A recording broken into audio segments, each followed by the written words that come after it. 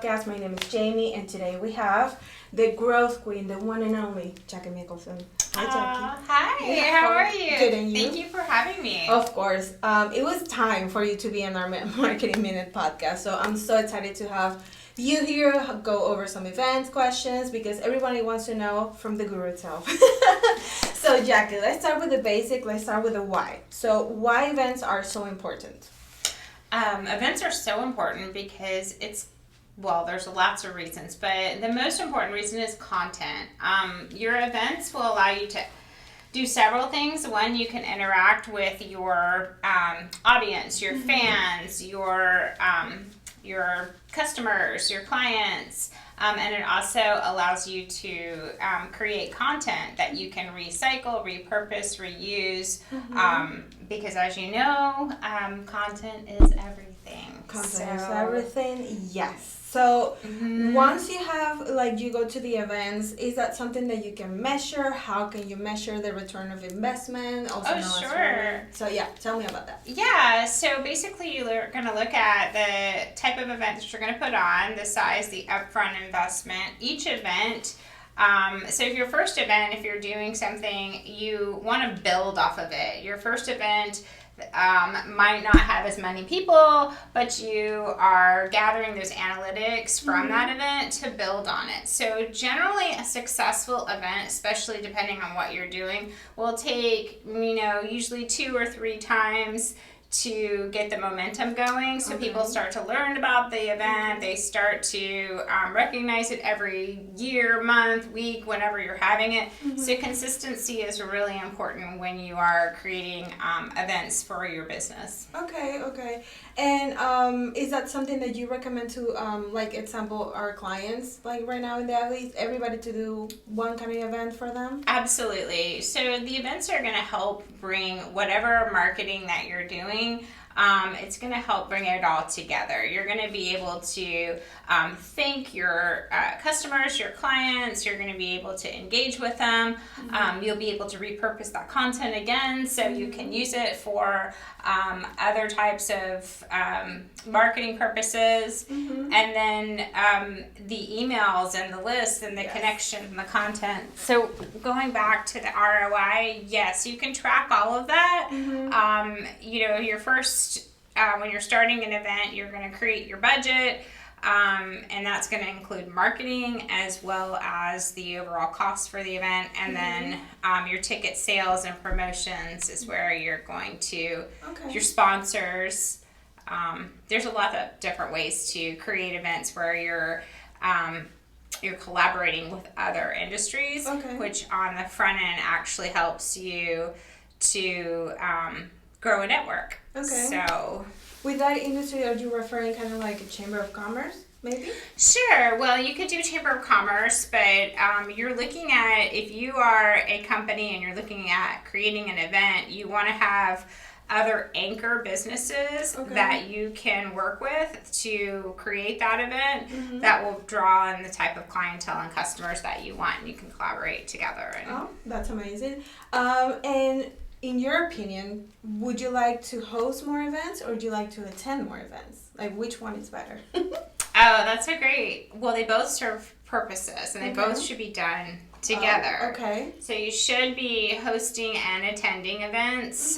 Sometimes it's easier to host an event, and then you have everybody come to your place. Really? I thought it was the other way around. Well, No, I think because you're schedule-wise, you can capture everybody in one location. But event-wise, if you're going out to networking purposes, you'll want to create a list of which events are probably the best ones that are going to serve your business. Okay. And would you say when you're hosting an event, it should be a good idea to take it also to the social media, like going live and all this stuff? Absolutely. Yes? The whole thing should be documented. So you should have your, from bloopers to setup to the actual event to tear down, every single thing that you should do. If you are not taking video of content, you are missing the boat. And if you host an event, it gives you a lot of content, it gives you a lot of followers, a lot of engagers. They're going to spread that content. That's why you want an event, because organically,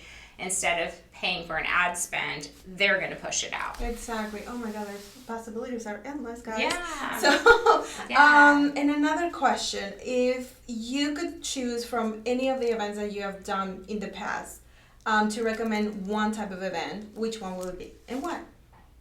Okay. Well, is that a business event or a social? Okay. Yeah. So a business event. I think the best business. You're asking the one that I've done or attended? Both, like in your experience. Like, tell me the best. Like the first one that comes to mind. The best business event that I have been to recently was one that was a networking event that was sponsored by 4 local businesses that just kind of did an impromptu, got it together. It wasn't with the chamber. Okay. And I think it took a lot of the pressure to network out of it. It was kind of invite only. So it wasn't like everybody was allowed in. So there was that it created a sense of exclusivity. That's the word I was looking for. Yes. Okay. So like more circle, which thing. I liked. I liked that. It wasn't like going to the same. People get tired of getting blasted by the same events over and over and over. It's a good tip there. Okay, awesome. So, and in your experience, which one is the one that you will not do again? Like, for whatever reason. Probably never do a medical event during business hours. Yeah, it's too complicated. It's too complicated. So know your audience. Yes, know your audience. I don't think a doctor's going to break away to... No, I mean, like, be right back. I have a party to attend. Right, yeah. Okay, perfect. So now let's jump to, from an event to another event here in the Adleaf. So tell me what future events we're hosting. I know that something has changed. It's not lunch and learn. No, we have in charcuterie and chat, right? So our next event, I'm really excited about this one. We at the Adleaf have also kind of springboarded off of that idea of creating different events that might create an atmosphere that does have more content, is interesting. So we're going to do is charcuterie and chat in September, and that is going to be an opportunity for local businesses or anybody to come in and see the Adleaf, meet our amazing specialist and team, and kind of go around the building here, 11,000 square feet, and have an opportunity to network with everybody and make connections, find out what they do, and ask questions. And have charcuterie. If you don't know what that is, it's a fancy word for meat and cheese. Yeah, it's meat and cheese. Meat and cheese platter, and the chat is the conversation. Yes, exactly. So basically, people can come in, learn from us, ask questions, and enjoy, right? That is correct, yes. Perfect. Well, thank you so much, Jackie, for your time. Thank you guys for joining today. If you have any questions for me, for Jackie, or for anybody here in the team, you know what to do. Below, on the side, DMs, whatever. You know the drill. Thank you again, and see you next time. Bye.